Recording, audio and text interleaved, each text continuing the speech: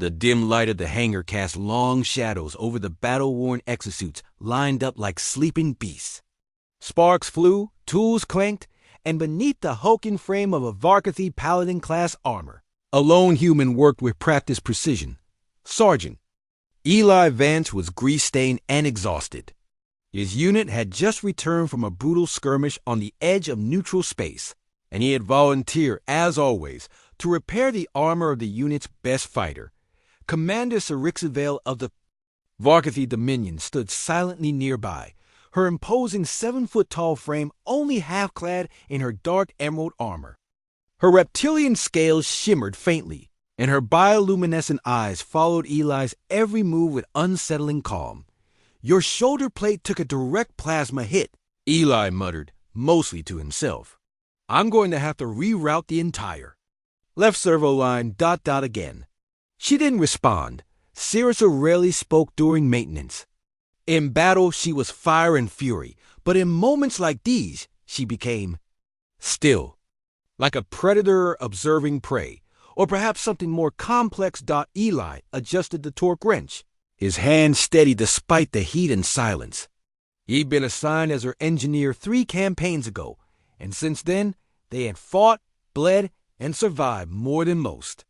But their bond was unspoken and odd, mutual respect between species that were never meant to fight side dash by dash side. Then, as he slid the gauntlet component back into place and reached up to adjust the neural relay under her pauldron, she leaned. "Closer, human," Sirixa whispered. Her voice was low, and for the first time, uncertain. Eli paused. "Yeah?" She hesitated. Then softly, "Do you love me?" His hands froze. The question hung in the air like an ion charge before a storm. The buzz of welding torches and chatter in the hangar seemed to fall away.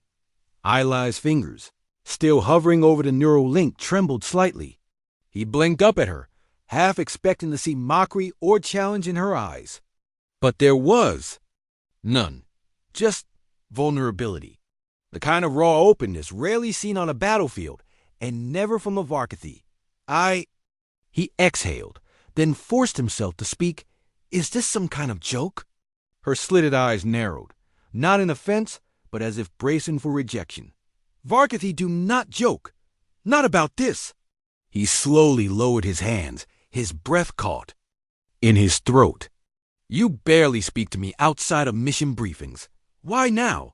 Sirixa looked away just for a moment. "In the last battle, when you pulled me from the wreckage of the down flyer, I was ready to die. But you fought to keep me alive, even when your own squad was calling for retreat." Eli didn't respond. He remembered the blood, the smoke, the way her breathing had become shallow as her armor failed. He'd carried her back through a burning jungle, dodging artillery fire, risking his own life more than once. "You didn't have to," she said quietly, "but you did. And since then, I feel things I was never taught to feel. Not for a soldier, not for a human." He stood up slowly, wiping his hands on his jumpsuit. "Sirixa, I didn't save you because I love you.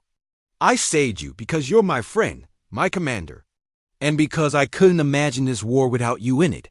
She met his gaze, intense and searching. "But," he continued, voice lower now, "maybe somewhere along the way, it became more than that." For a moment, neither spoke. Then, in a move that would terrify most humans, Sirixa stepped closer, her clawed hand lightly touching his shoulder. "Among my kind," she said, "such words are never spoken without purpose. If I am wrong, to ask, I will not ask again." Eli smiled, a little awkwardly. "You're not wrong. Just surprising." She tilted her head. "Do you love me, Eli Vance?"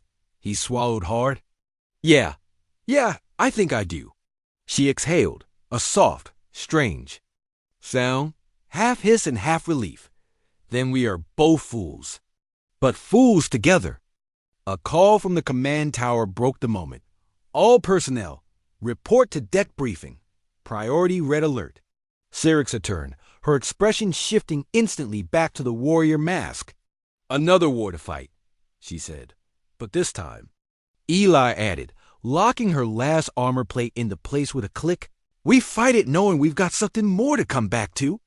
She nodded once, the warrior and the woman both present in her gaze. Then she reached for her helmet and said softly, "Fight beside me and live beside me, human." He gave a wry grin. "Always." As the two stepped out of the maintenance, baying into the chaos of a new battle, something unspoken had changed. In a universe torn apart by politics, war, and species divides, two unlikely hearts had quietly chosen to beat together.